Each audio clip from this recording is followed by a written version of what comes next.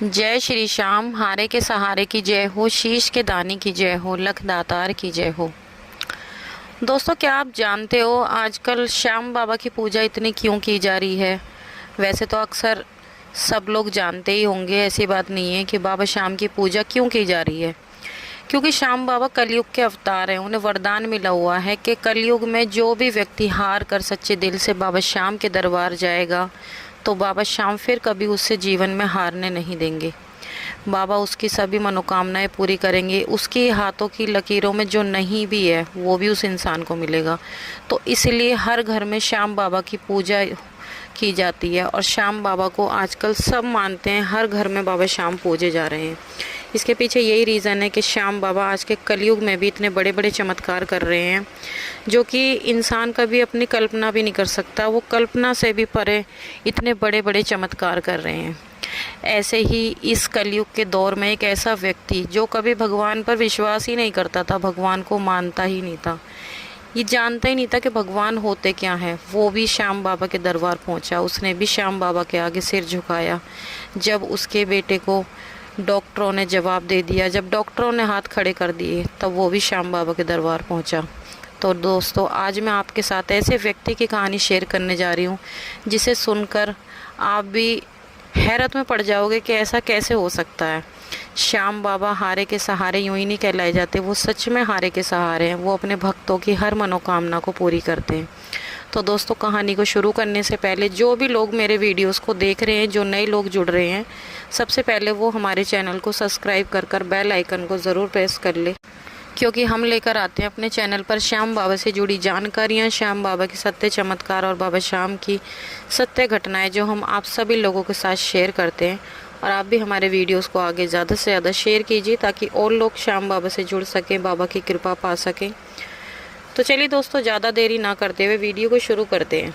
तो आज की जो कहानी है वो दिल्ली के लक्ष्मी नगर में रहने वाले अन्नू और सुमित की कहानी है। जी हाँ दोस्तों, अन्नू और सुमित एक ऐसे मैरिड कपल हैं जिनको भगवान पर बिल्कुल भी भरोसा नहीं है। उन्हें भगवान से कोई मतलब नहीं, ना ही उन्हें अपने घर परिवार से कोई मतलब है। ये अभी करीब 4 महीने पहले की कहानी है। उनकी शादी को करीब 1 साल बीत चुका है। उन्हें अपने घर वालों से कोई लेना देना नहीं है। अन्नू और सुमित दोनों एक ही कंपनी में जॉब करते हैं, नोएडा में वो दोनों जॉब करते हैं। उन दोनों की लव मैरिज हुई थी घर वालों की मर्जी से। अब वो दोनों अपने घर वालों से अलग लक्ष्मी नगर में एक फ्लैट में रहते हैं। दोनों की लाइफ बहुत अच्छी कट रही थी। दोनों रोज़ जॉब पर जाते, शाम को जॉब से आते वही अपना खाना खाते, पार्टी करते, इंजॉय करते, मूवी देखने जाते। बस यही उनका डेली रूटीन था। उन्हें किसी से कोई मतलब नहीं था।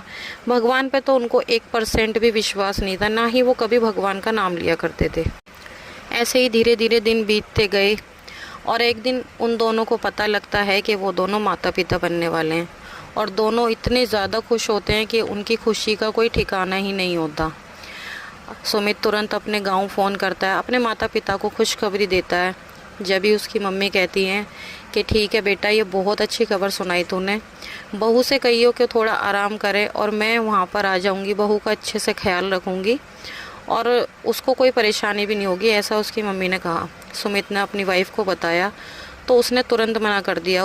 वो कभी नहीं चाहती थी कि उसकी सास उसके साथ रहे। उसे घर परिवार वालों से कोई मतलब नहीं था, ना ही वो उनके साथ रहना चाहती थी। वो खुलकर अपनी लाइफ जीना चाहती थी। वो चाहती थी कि मेरे ऊपर कोई बंदिशें ना लगें, कोई रोक टोक ना लगे, इसलिए वो अपने घर वालों को बिल्कुल भी पसंद नहीं करती थी। उसने साफ मना कर दिया कि रहने दो, तुम्हारी माँ को यहाँ पर आने की कोई ज़रूरत नहीं है और मैं अपनी देखभाल करने के लिए 2 मेड रख लूँगी।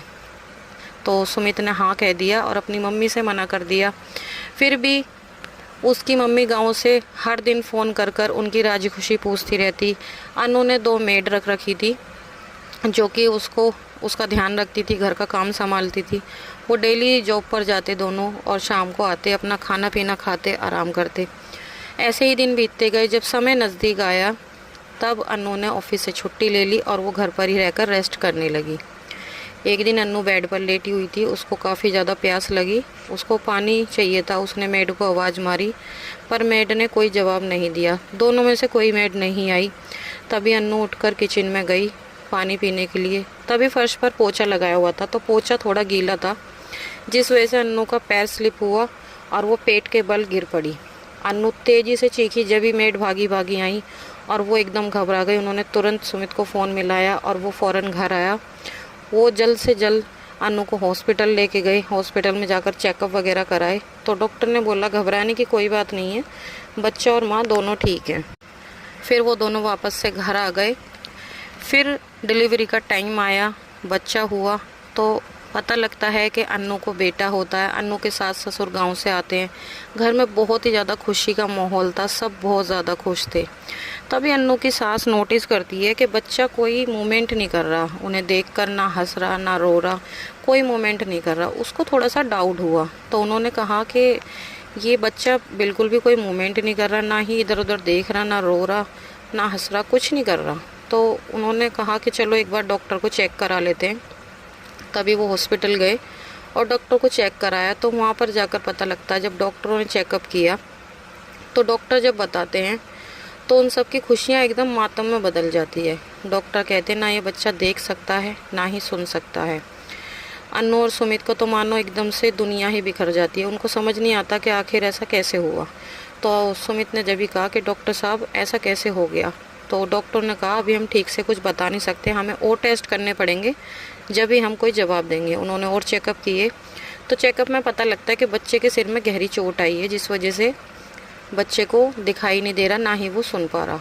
तो सुमित ने कहा ऐसा कैसे हो गया डॉक्टर साहब। जब भी डॉक्टर ने बताया अभी आप कुछ दिन पहले चेकअप के लिए आए थे, आप बता रहे थे कि आपकी वाइफ पेट के बल गिरी है, तो शायद उसी वजह से जब भी इस बच्चे के सिर में चोट आई है। तो जब भी उन्होंने पूछा कि इसका कोई इलाज, तो डॉक्टर ने कहा इसका सिर्फ एक ही इलाज है कि बच्चे के ब्रेन का ऑपरेशन किया जाएगा, और बच्चा काफ़ी छोटा है तो अभी हम ऑपरेशन भी नहीं कर सकते, और 1-2 महीने बाद जब हम ऑपरेशन करेंगे तो उसमें भी हम आपको क्लियर नहीं कह सकते कि बच्चा ठीक हो पाएगा या नहीं हो पाएगा, और इसकी जान को भी खतरा है। ऑपरेशन के लिए आप देख लो। उन दोनों का दिमाग एकदम टेंशन में हो गया। घर में सबका मतलब ये समझो कि मातम सा मन गया, सबको इतनी ज़्यादा चिंता हो गई। वो और अच्छे अच्छे हॉस्पिटल में गए, दिल्ली के अपोलो हॉस्पिटल में गए, मैक्स हॉस्पिटल में गए, सब ने एक ही जवाब दिया कि बच्चे के ब्रेन का ऑपरेशन किया जाएगा। जब भी वो सब जगह से हार मानकर अपने घर में आकर बैठ गए, शाम का समय था, तो उनके एक पड़ोस में एक आंटी आई प्रसाद देने के लिए। तभी अन्नू की सास उठकर गई तो उन्होंने प्रसाद लिया, तो वो कहने लगी कि ये किस चीज़ का प्रसाद है। जब भी उन्होंने कहा कि ये खाटू श्याम जी का प्रसाद है, मेरे बेटे की नौकरी के लिए मैंने बोला था, मेरे बेटे की नौकरी लग गई है, इसलिए मैं ये प्रसाद बांट रही हूँ। तभी अन्नू की सास कहने लगी कि खाटू श्याम बाबा ने आपकी सुन ली। तो उन्होंने कहा हाँ, खाटू श्याम बाबा हर इंसान की सुनते हैं, वो हारे हुए का सहारा है, जिसका कहीं से कोई काम नहीं बनता तो बाबा श्याम के दरबार जाएं, श्याम बाबा उनकी ज़रूर सुनते हैं।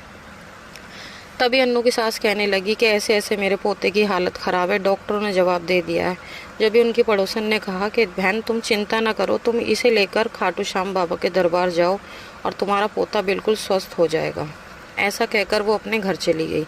जब भी अन्नू की सास अंदर आई और उन्होंने अपने बहू बेटा को सारी बात बताई कि ऐसे ऐसे अभी एक प्रसाद देने आई हैं और हम चलो खाटू श्याम बाबा के दरबार चलते हैं, एक बार देखते हैं। जब भी उनका बेटा बोलता है सुमित के माँ तुम्हें क्या हो गया है, जब सब डॉक्टरों ने मना कर दिया, सब डॉक्टरों ने कह दिया कि कुछ नहीं हो सकता, तो इसमें भगवान क्या कर लेंगे। जब भी सुमित की माँ बोली कि बेटा जब डॉक्टर भी हाथ खड़े कर देते हैं ना, तो हर चीज़ का, हर बीमारी का, हर दुख का इलाज भगवान के पास होता है, एक बार हर्जी क्या, एक बार हम चल के देख लेते हैं। तभी सुमित को लगा कि चलो ठीक है एक बार चलते हैं। तो तीनों अगले ही दिन श्याम बाबा के दरबार के लिए निकल गए। वहाँ जाकर देखा तो वहाँ पर बहुत ज़्यादा भीड़ थी और अन्नू की सास ने पोते को गोद में लिया हुआ था। वहाँ पर भीड़ होने की वजह से एक पत्थर था सामने जो अन्नू की सास को दिखाई नहीं दिया, और उस पत्थर से टकराकर अन्नू की सास बहुत तेज़ गिरी और बच्चा भी गिरा। बच्चे के सिर में चोट लगी और खून बहने लग गया। जब भी वो तुरंत के पास के अस्पताल में दोनों को लेकर गए, वहाँ पर एडमिट कराया। जब भी सुमित को बहुत ज़्यादा गुस्सा आया, सुमित कहने लग गया मम्मी ये सब कुछ तुम्हारी वजह से हुआ है, ना हम यहाँ आते ना ही ऐसा होता, ना मेरे बच्चे को कोई परेशानी होती। जब भी वहाँ पर देखा तो डॉक्टर ने बच्चे का इलाज किया, खून रुक नहीं रहा था, बड़ी मुश्किल से जैसे तैसे खून रुका। तो देखते हैं कुछ ही देर बाद देखते हैं कि बच्चा क्या देखने लग जाता है, हंसने लग जाता है। तो डॉक्टर कहते हैं कि आपका बच्चा बिल्कुल ठीक है, आपके बच्चे को कोई दिक्कत नहीं है। वहाँ पर चेकअप कराते हैं, डॉक्टर को बताते हैं कि डॉक्टर साहब इसको सुनाई नहीं देता, दिखाई नहीं देता। तो वहाँ के बड़े सीनियर डॉक्टर चेक करते हैं तो कहते हैं आपका बच्चा बिल्कुल नॉर्मल है, इसको कुछ नहीं हुआ। तभी अन्नू की सास कहती है, देखा मैंने कहा था ना, ये श्याम बाबा के दरबार में आया है तो बाबा श्याम ने इसको बिल्कुल ठीक कर दिया, ये तो सिर्फ एक बहाना था।